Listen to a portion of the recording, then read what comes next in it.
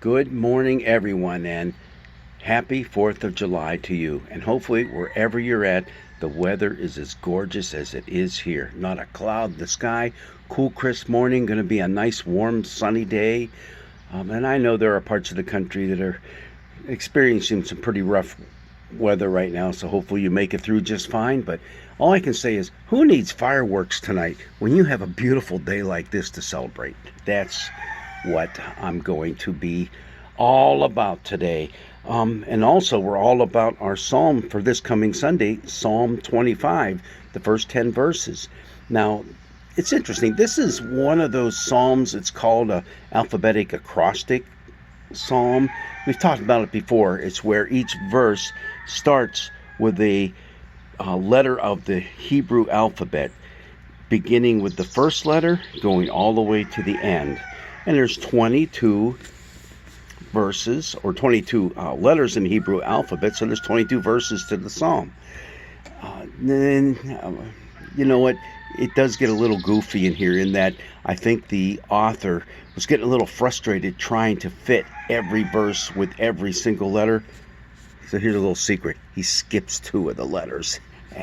And then what he does is he repeats one letter twice, and then he adds a final letter at the last part of the psalm.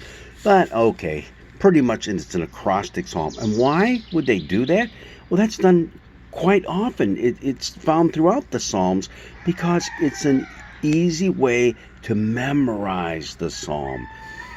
So go ahead and try it. Try it at home. Try writing a poem using every letter of the alphabet as the first letter of the first word of that verse. Yeah, it can get a little interesting, get a little tough, but it'll help you memorize what you just wrote. Psalm 25. Someone once said, reading it the way our Revised Common Lectionary has it, where it stops after 10 and should go all the way through 22, is like praying the Lord's Prayer and stopping with, and lead us not into temptation. Well, isn't there something that comes next? Yeah, there's stuff that comes next. We stop right there. And you kind of wonder, why would you do that? Well, it's because they want to put the emphasis of this particular psalm on God and His goodness and graciousness in giving us the law to follow. And in that law, we find goodness, we find life. We find a way to live our lives that is not only pleasing to God, but helps create a wonderful society as well. Now, what else about this psalm is interesting is that it's a lament. And psalms of lament, and there's a few of them, and there's also psalms of lament that are found not in the Psaltery itself, in some of the prophets. The book of Lamentations is a lament itself, the whole book. So what's going on here is it's more of a general lament. There's nothing specific that's mentioned that the person is saying, oh God, I can't believe I'm in this situation. Oh God, you're wonderful, you're great, and you've got to come to my aid right now. You got to help me. Oh Lord, please don't let me die in this fashion. I know you're going to come through, God. Thank you so much. You are a wonderful God of all creation. That's kind of the general way a lament goes. It kind of wavers between pleading and asking and praising, all in one. Now, when we get through the first 10 verses and we end right there, it's part of the whole milieu of God. My whole life has been one that's been filled with troubles, but I know that you are there. I wait for you. It has that here, right here. Lead me in your truth and teach me, for you are the God of my salvation. For you I wait all day long. So there is that element of trust. I know, God, that you're going to come through, that you will love me. And in the end, this is the last verse that we're going to read this Sunday. All the paths of the Lord are steadfast love and faithfulness for those who keep His covenant and His decrees. So if we follow in these right pathways, you know what? Excuse me. Life may not be perfect, but life is going to be good. Life will be good if we follow God's ways.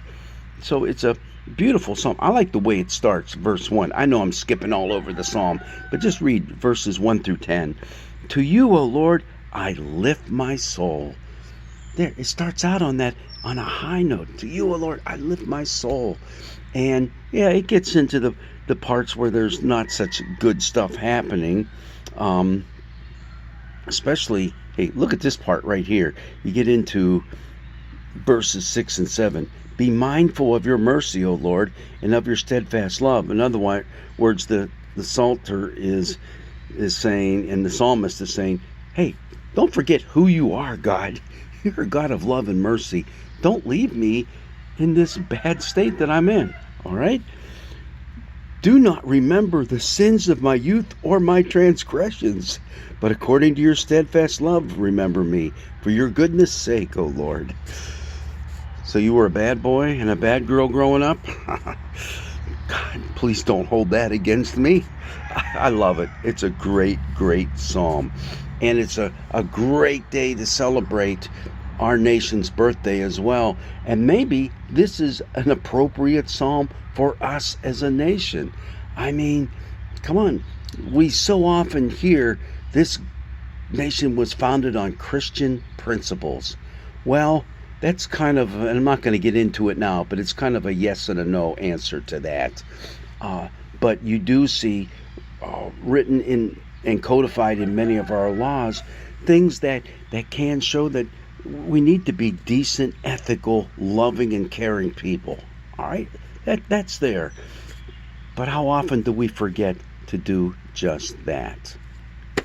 Maybe this is an appropriate psalm for us to say, Dear God, do not remember the sins of our earlier days or of our transgressions that we do even now, that we,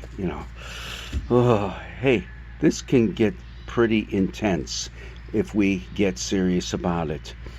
So God, lay those things aside, please. Be there for us because of your steadfast love for us. And yeah, once again, it's that word, that Hebrew word, hesed, that just keeps popping up all over the place. His unending faithfulness and love toward you and toward me. God's blessings be with you as you celebrate today, whether it's with a cookout or going to the fireworks, going to a parade, whatever that may be. And do remember, it's all about living in the life that God has laid before you and me. God's blessings be with you.